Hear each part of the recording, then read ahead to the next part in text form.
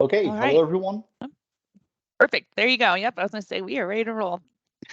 Okay, Arindam. Yep. Thanks everyone for joining us today. My name is Arindam and I'm a supportability program manager at Microsoft.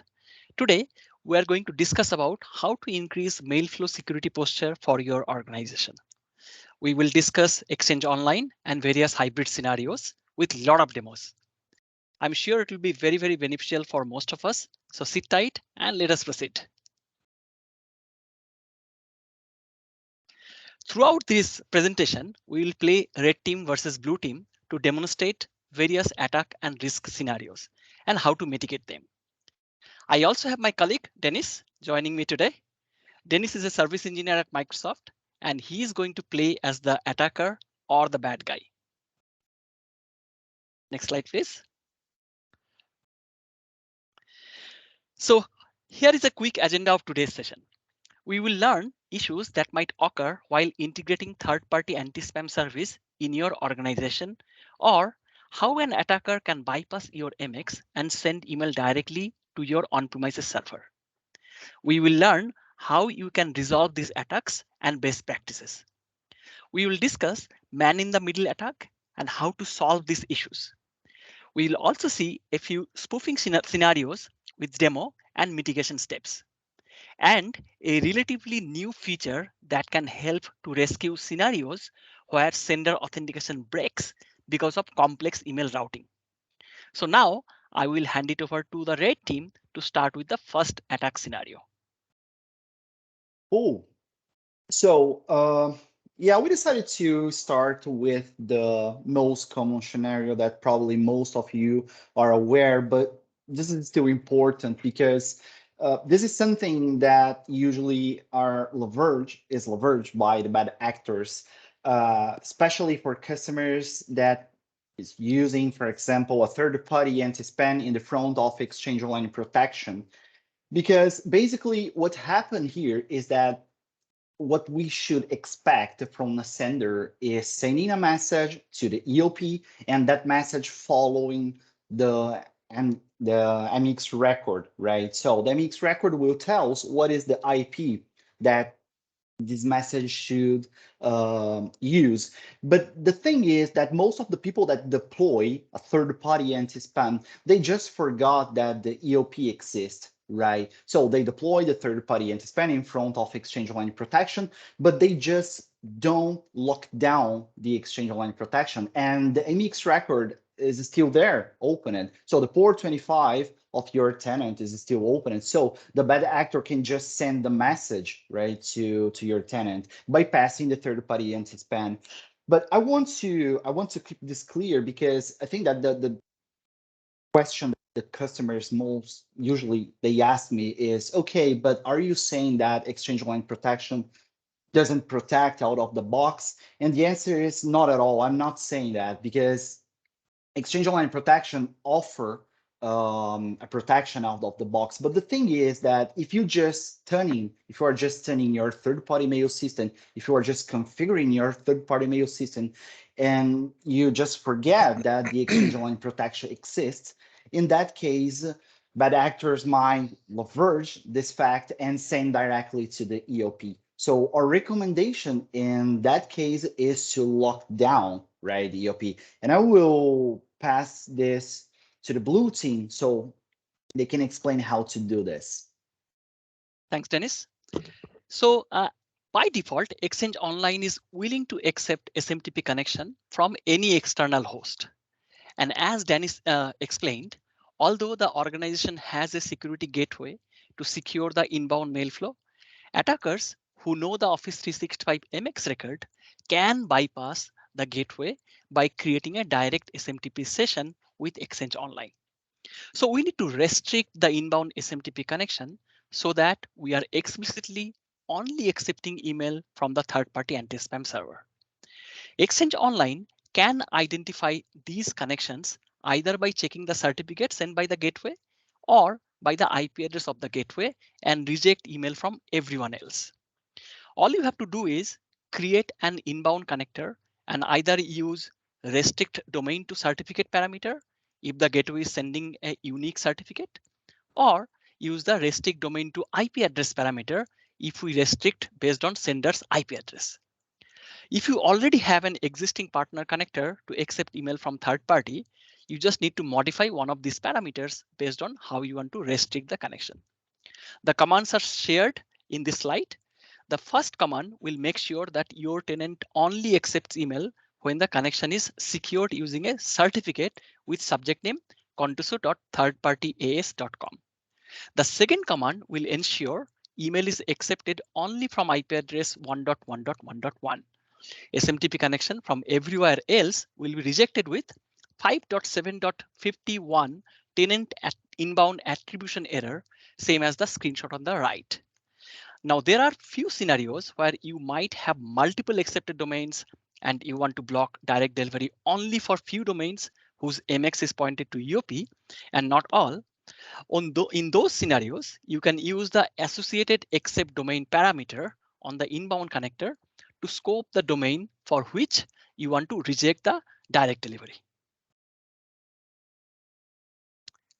Yeah, there is another interesting scenario where what we just saw that we have the possibility as a bad actor, we have the possibility to bypass the third party anti-spam pointing directly to the EOP. But how about bypass the EOP or bypass the third party anti-spam pointing directly to the exchange on premises? Well, we have two different scenarios here. The first is MX point to EOP, and the second is MX point to a third-party mail filtering. But in the case of the bad actor is trying to bypass the anti-spam filtering pointing directly to the exchange on premises that you might have in place, I guess most of you here still have it, right? Or eventually to host a mailbox or either to use for relay for the applications and so on. So even if you tell me, no, Dennis, you know what, I have it, but the port 25 is closed and is restricted just for the IPs of EOP. So that's enough. And unfortunately, the bad news for you is that's not enough, actually. So as you can see, in the first scenario, the bad actor is pointing directly to the on-premises because maybe if the mailbox is on premises and the EOP will not come into play, you can just bypass EOP if the mailbox is on premises. Or even if the mailbox is hosted in EXO and we send to the exchange on premises, if eventually there is any misconfiguration in place, that might set a bypass to these messages coming from on-premises to the exchange online, the attack will be successful and the thread would land in the user's inbox. So that's the goal for the bad actor, right? In the scenario 2, as you can see here, we clearly want to bypass the third-party system and eventually the same as the scenario 1, looking for some misconfiguration in the mail flow, in the connectors, or any whitelist, that could allow us as bad actor to authenticate that message or to make that message becoming, what we call SCL -1. So let's start with the demo.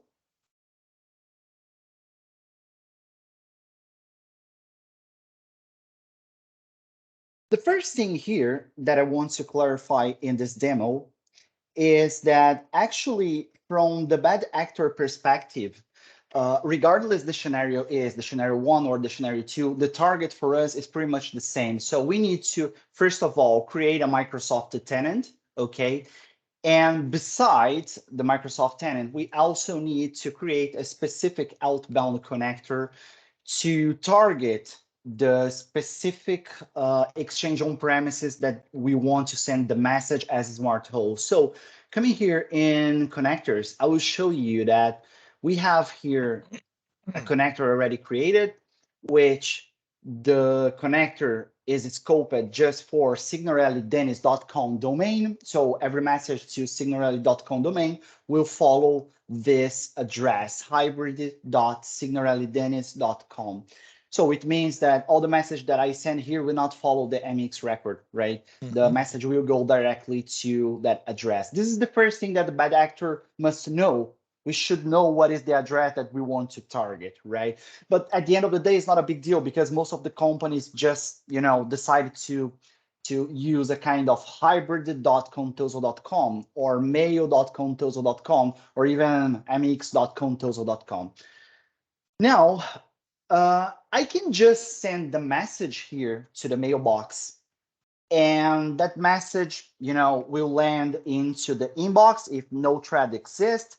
The message will pass through the on-premises and then probably will be scanned by the EOP. But how about if we have something misconfigured? How about if we have a receive connector misconfigured, or if we have an allow list, or if we have something that is forcing this message to bypass all the anti-spam filters, anti-spoof filters, anti-phishing filters, and so on. That's exactly what the bad actors will try to do. They will send a message exactly like this. For example, MacDemo. This is the mailbox that I want to target, MacDemo at signorellidenis.com. Then I will put here, this is phishing. This is a phishing URL that I want you to click. And then what I'm gonna do here, I want to paste here an URL that actually we use to test this kind of scenario, right? So an URL that should be marked as phishing by EOP, okay? And I will send this message to this mailbox. Let's see what happened. I already have this mailbox opened here. Okay, now let's wait a little bit. And there we go. The message just arrived here. The first thing here obviously is, okay, why the message arrived here? I just told you that this link should be considered as phishing by your system. But if you pay attention to this message, look that the display name was resolved. So it means that some way this message was considered internal by our system. Let's see the header to understand a little bit more what's happening here. So if we check this header, which is called organization auth s, you will see that this message was considered internal. And if we see the next header, which is auth mechanism, we will see the value as 10. Probably some of you already know, but for some of you that don't know, when you see exactly this behavior, auth as internal and auth mechanism as 10, it means that we have the external security feature, well, not feature, permission actually, enable in some receive connector. So this message matched some receive connector, entered through some receive connector somewhere, and the message was marked as internal. We force an authentication using external security permission. And the consequence of this is that this message will bypass most of the anti-spam filters that we have. Basically, the only thing that we will scan for this message is the malware. Okay, so now let's see here, where is this configuration? There you go. As I told you, we have a connector here where the auth mechanism is set to external authoritative, which is the same of external security as I thought before. So let's fix this. Okay, I want to fix this. I think that I already have the command here. Yeah, let's fix this. And now we should be good because I removed the permission.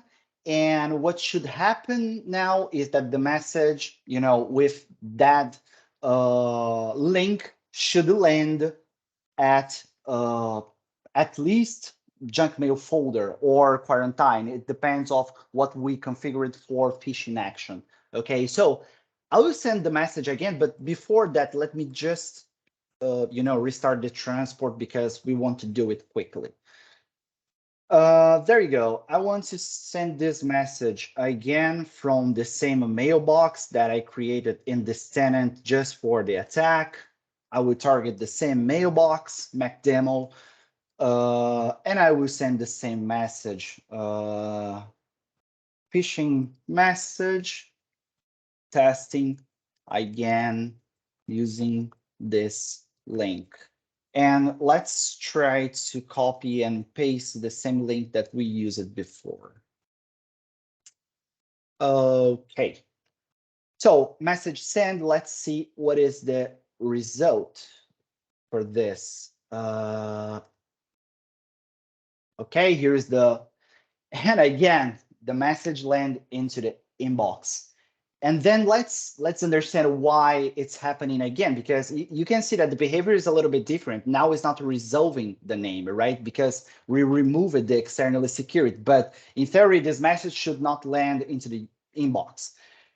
So if we see here, this header, I will copy and paste this here just to parse a little bit better. And the first thing that we can see here is that spam confidence level, the SCL is -1, and this is not expected, okay? Second thing here, IP filter verdict is call. What means call? Let's see what it means.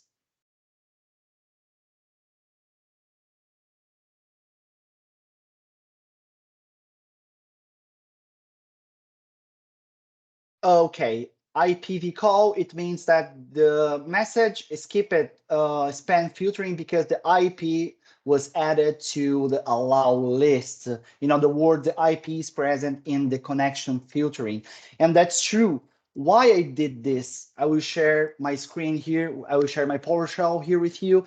I did this because we have seen a lot of customers doing this. Customers adding the edge IP, the edge public IP, or the mailbox public IP to the allow list. And what will happen is that all the message will bypass this anti-spam filtering.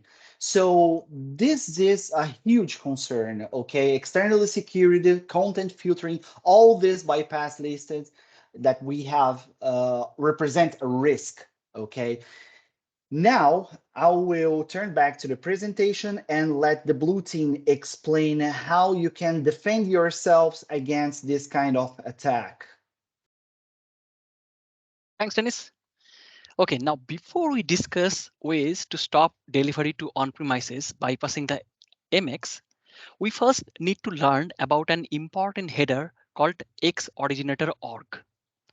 When email is sent from Exchange Online, it will send XOORG SMTP command extension with the mail from command. If the sender's address is part of tenant's accepted domain, XOORG will be same as sender's P1 or P2 domain. In relay or forward scenario, where the sender is external, the XORG will be the default accepted domain of the tenant. Now, if mail is sent from your tenant to your on-premises server in hybrid, the on-premises server will check two things.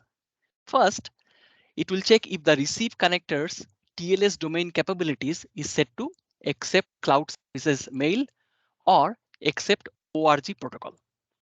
And second, if the XORG domain mentioned with mail from command matches one of the accepted domains of the server.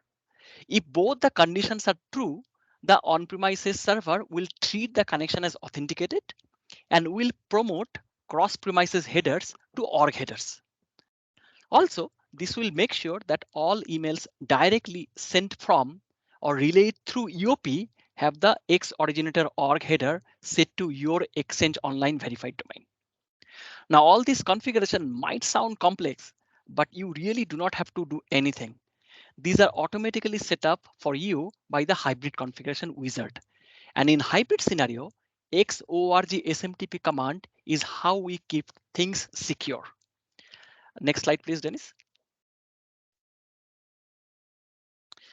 So here is the screenshot of an SMTP session between Exchange Online and on-premises. As you can see, this email was sent from Hotmail and relayed through Exchange Online. And because the sender is external, Exchange Online set the XORG extension to the default accepted domain, which is contoso.com. And on the last line, you can see on-premises, after checking the TLS domain capabilities of the receive connector and the accepted domain of on-premises, is setting the originator org to contoso.com. Now, one question we often hear is, can X originator org header be spoofed?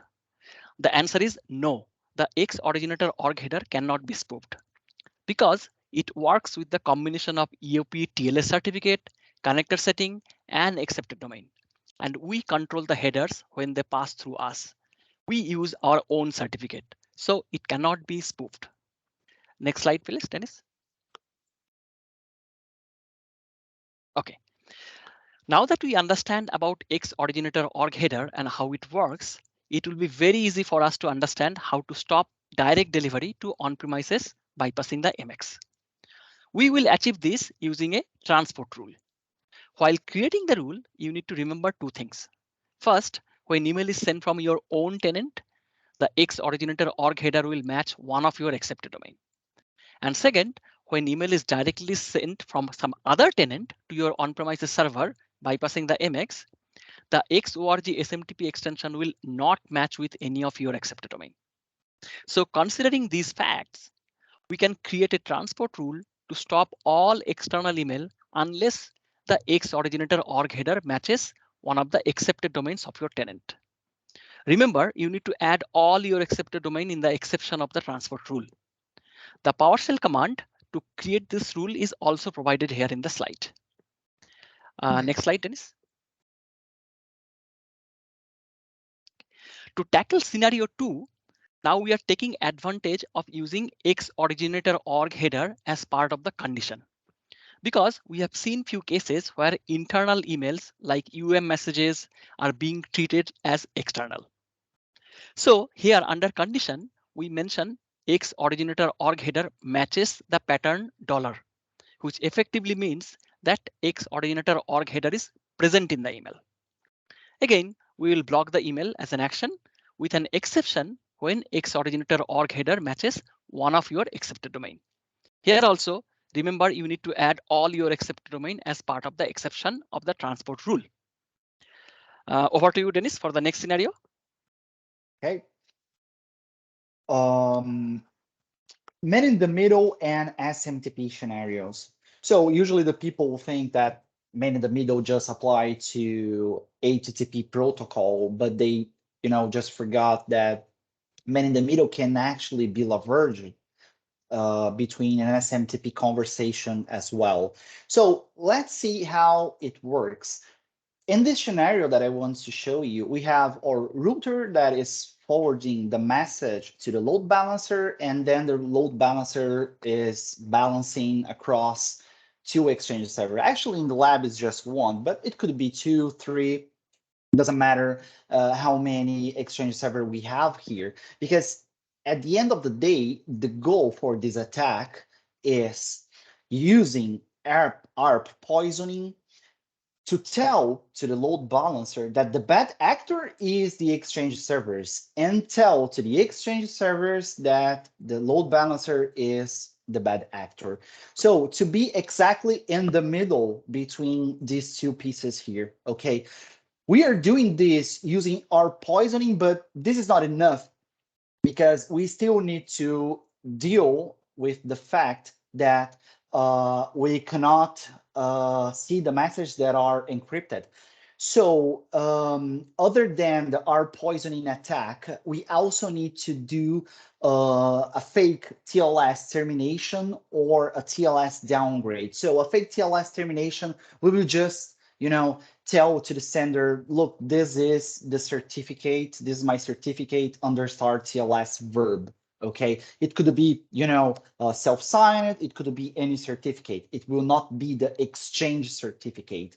And then we will forward the message in plain text to the Exchange server. Okay, or we can simply, do what we call TLS downgrade. When the Exchange server respond the start TLS verb, we just strip the TLS verb from the SMTP conversation, and in that way, the sender will have no idea whether or not. Well, actually, we'll think that the receiver part doesn't support start TLS, so the message will be sending plain text. And in that way, we can track all the message. We can sniff all the things that are passing through in port 25. So let's see how it works here.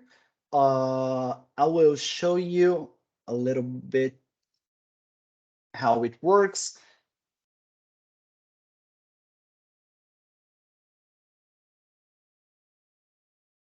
Okay, here I have my Kali Linux. Most of the things are already prepared here. The most important things before I start, I'm already forwarding all the things that comes to the port 25 to the port 2525, okay? And I'm also enabling on the network interface the option to forward the traffic because this is required from the R poisoning perspective. So what I want to do here is basically starting this with the R poisoning. And for that, I will use EtherCap tool, which will start the sniffing. And I want to scan all my subnets to see all the IPs that I have here. And on this list, this is the IP that is assigned to my load balancer. So 192.168.1.2.0.0, which I will add as target 1. Then my Exchange server, actually my Edge server, is the 192.168.1.1.0.3, which I will add as target 2. If I would have more Exchange, I also would have the other IPs in the target 2. And then we can start the ARP poisoning, okay? Now, the other thing that I need to do here is starting the tool that actually will do the TLS fake termination or the TLS downgrade. We don't have time to demonstrate both, so I will just demonstrate the TLS downgrade here. And let's start this. And I also, in order to see what is passing through the port 25, I want to open here the Wireshark that I think that is already opened. Yeah, it's already opened. So I just need to filter this to SMTP and start the Wireshark. And then what I want is send a message to a mailbox which is hosted in that lab. I already have this message here ready. I just need to send this. This is the recipient. And I want to be sure that I can read the body of the message in plain text. I would just put my exactly time in my current time zone.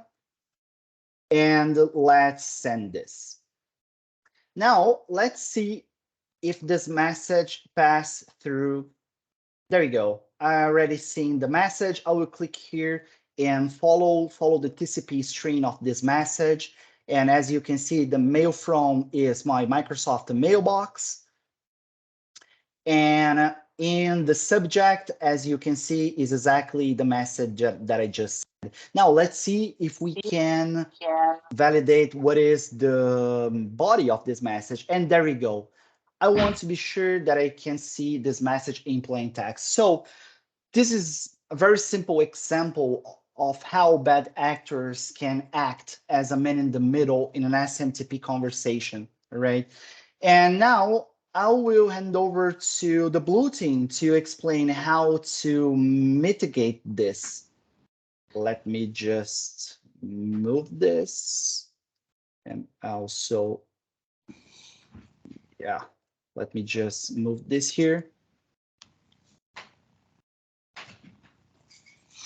Okay, there you go. Thanks, Denis, and thanks for the wonderful demo. So as you have seen from the demo by Red Team, it's clear that just SMTP encryption is not enough. Start TLS is not perfect and it failed to address two major problems. The first being that it is an optional measure. Hence, Start TLS fails to prevent man-in-the-middle attack. The second problem is, even if Start TLS is implemented, there is no way to authenticate the identity of the server. To address these issues, we have a standard called MTA STS. STS means strict transport security.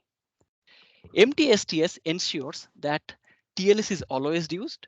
It also provides a way for the sending server to refuse message delivery to servers that don't support TLS and don't use the same trusted certificate which is published by the receiving domain during TLS handshake.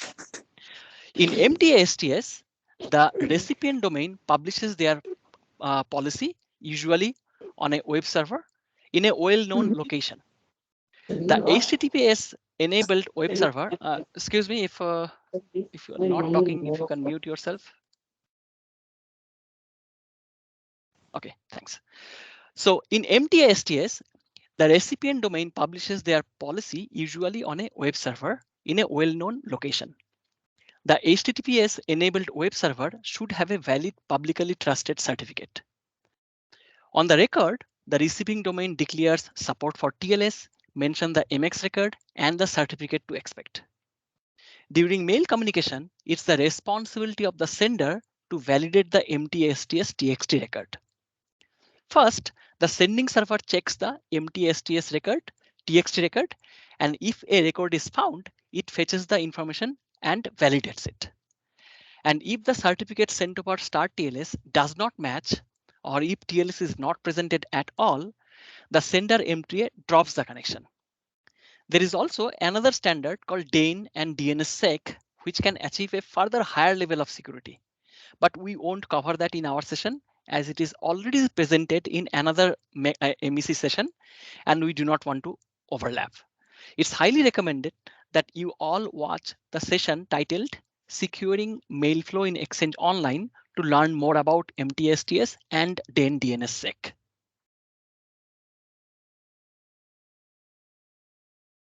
Okay, the next scenario, spoof email coming to the inbox. So as you can see here, we have a message where the bill at signorellidenis.com, we should pretend that it's the CEO of Signorelli Denis company. And we also have Jessica here, which is the bill's secretary, okay? So what is the deal of this message?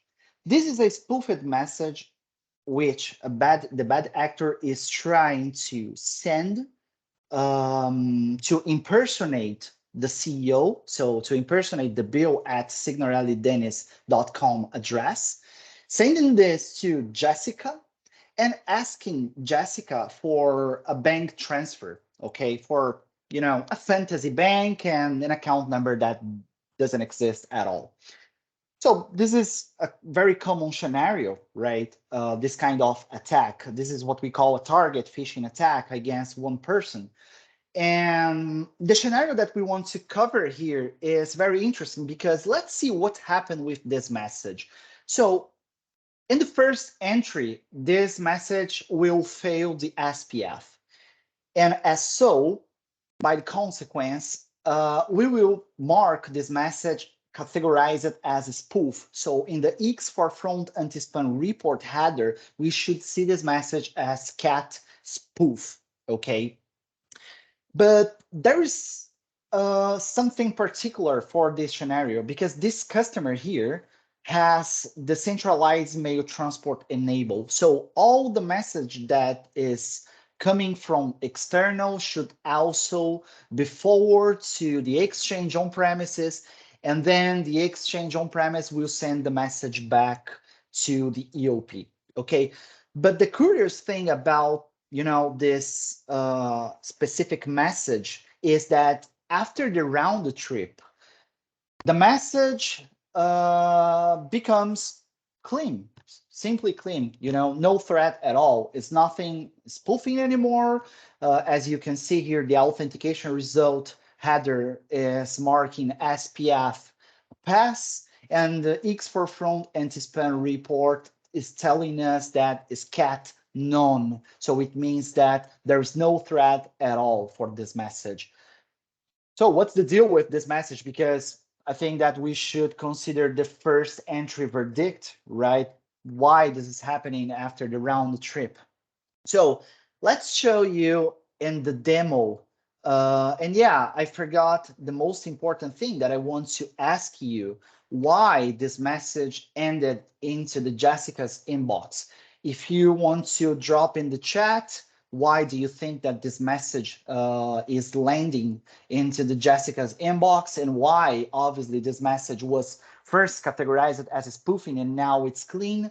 I think that this will become very dynamic, right? So let's do this demo. I will show you that this actually works. At least I hope so, because this is the kind of demo that sometimes fails, you know? So I'm just praying here to work. So now let's open the CMD.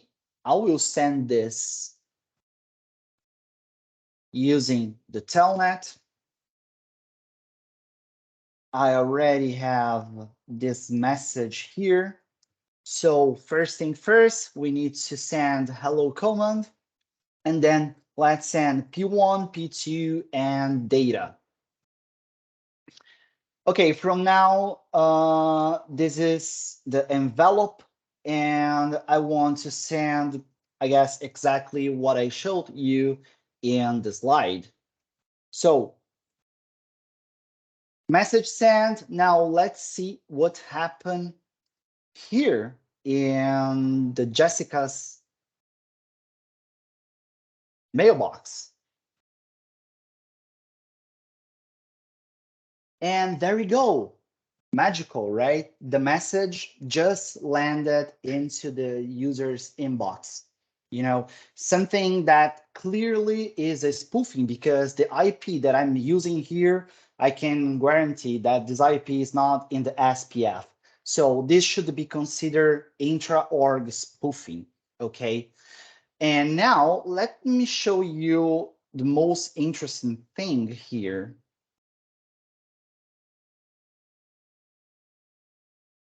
Oops.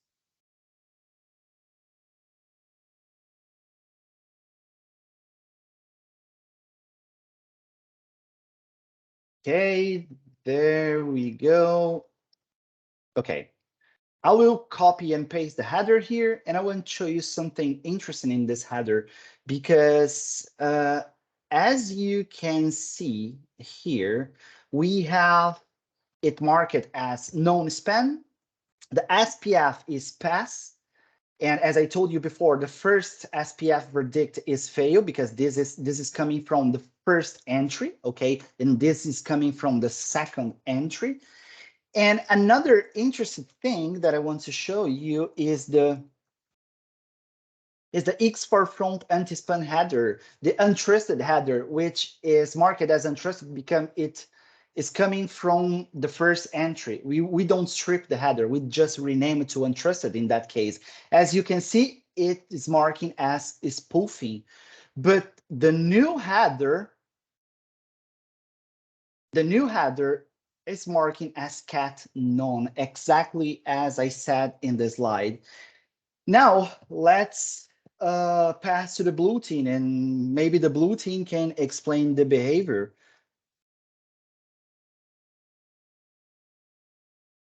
Thanks, Dennis. So as you can see, the initial verdict was the message is bad, but after the round trip, because of the centralized mail flow, we changed the verdict. And this kind of problem occurs if the hybrid setup is misconfigured and it does not correctly promote cross-premises email headers. If there is a header promotion issue, the initial email authentication verdict won't pass properly when email is sent from Exchange Online to on-premises or vice versa. Some of the common issues for header promotions are configuration issue on connector, like if cloud services mail enabled attribute is not set to true. It can also happen if you replace your on-premises certificate, but this change is not reconfigured on the connector. Usually, in this scenario, our recommendation is to rerun the HCW.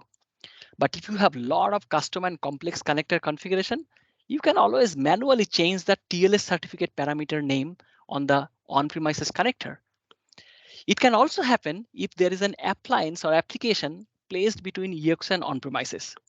Actually, this type of configuration is not supported at all because an appliance or application between EXO and on-premises that modify or perform content inspection can break the cross-premises message authentication and will also stop the cross-premises header promotion.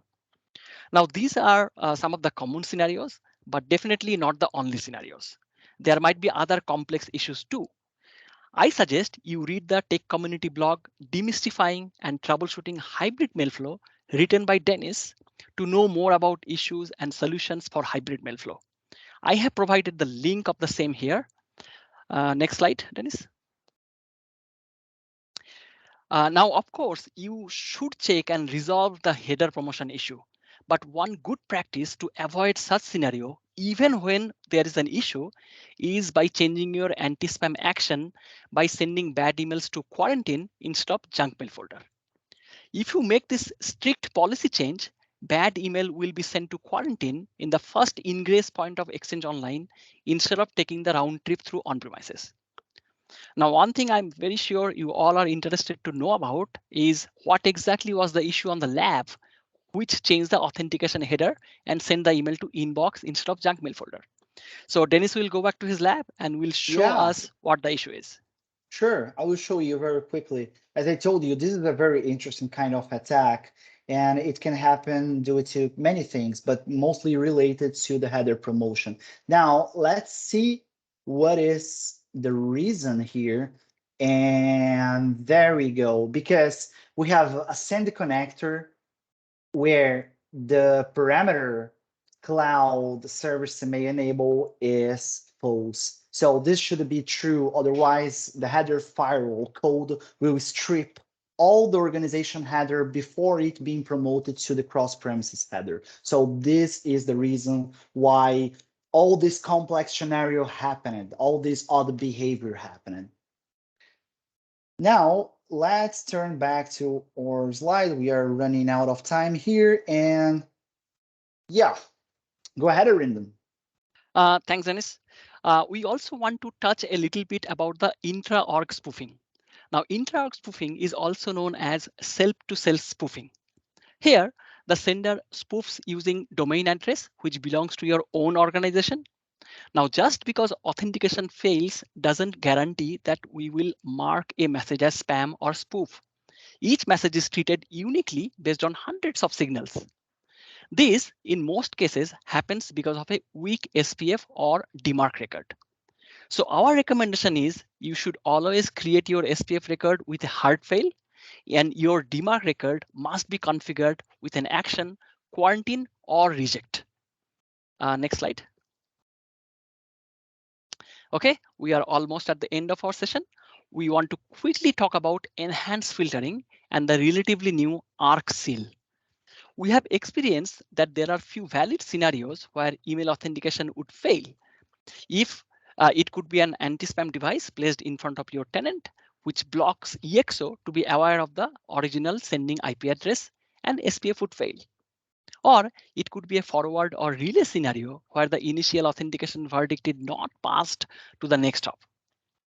The issue with SPF failure because of a third party or on-prem service can be rescued by enhanced filtering. You can add the IP address of the servers or devices, and Exchange Online would treat the IP address before those as the original sending IP address. This will make sure SPF inspection is proper. And to solve the issue of DMARC DKIM failure because email is sent over multiple hops can be solved by ARC sealing. ARC will help reduce the SPF DKIM and DMARC delivery failure that happens due to legitimate indirect mail flow. The link for both these features are provided here, and I would suggest you all to go through these and implement them immediately if they're applicable in your organization. That's all from us today. We still have around 5 minutes for Q&A, so feel free to unmute and ask your question. Just a request, please do not discuss more complex routing scenario that takes all the time, all the little time we have left.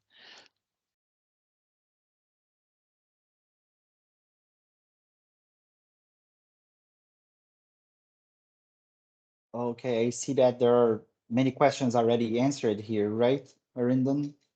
Yeah, I see. I actually tried to answer most of them.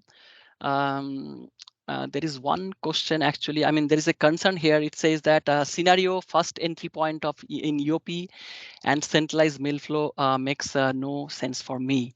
So I just want to quickly answer this concern actually. So when the on centralized mail routing, any email which is coming to EOP would actually go to on-premises and come back. It might be on-premises, it might be something else. We do that for many reasons. It might be some compliance running on your on-premises server, etc. But the rule is on hybrid, when the when the first the email is entering first on EOP, we take a decision. We make a verdict if the message is good or bad. We continue to you continue to pass the same verdict to on-premises, and when the email comes back from on-premises back to EXO, it continues to stay there. So if the message is bad in the first ingress point, it would be bad when it is coming back from on-premises to EXO again. Now that breaks if we have a problem with header permission. And that's exactly what we showed in the demo, and we basically explained on this presentation. I don't know if that clarifies the doubt, but that's how exactly it works. Okay, there is someone with the hand raised. Tim, do you want to unmute yourself, Tim, and ask your question?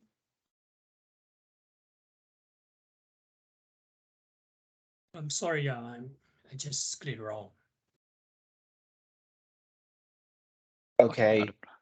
I saw a question in the chat asking about skip listing, enhanced filtering, and centralized mail transport, if this is whether this is supported or not. So the short answer is no, it's not supported. But let me try to say in what scenario it could be supported. So if you point your MX record to your, well, let me do this better. If the message pass through first through the on-premises exchange and then the message go to the exchange online, we can say that enhanced filtering is supported. So you must point, doesn't matter where you point your MX record, but the message must pass first through the on-premises exchange and then to the exchange online. The reason for this is because we do not support adding EOP IPs in the skip listing. And if the message pass first through the EOP, the message then will go to the on-premises and then turn back to the EOP. And in this process of the round trip, the skip listing will not work. And if your message pass first through the exchange on-premises, the message will not come back. Okay. That's why we can tell you that it's supported in that scenario. So this is the complex answer. Okay, we are trying to document this better. And thank, by the way, for the question. I hope that this can clarify your doubt. Yeah, and the session is recorded and it will be posted and you can rewatch it later. I don't think the PPT will be shared. I saw a few questions regarding that.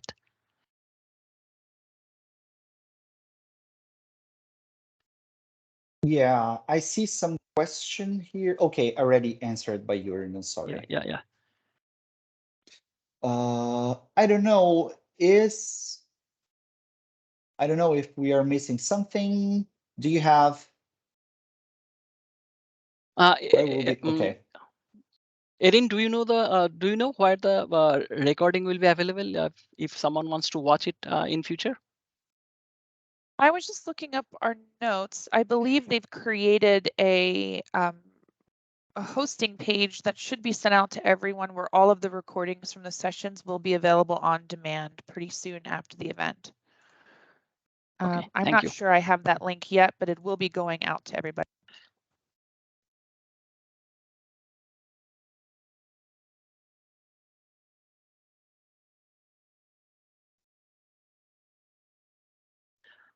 Okay, I think we are done. Thanks everyone for joining today, and have a great day and great Thank MEC. you. Thanks, everyone.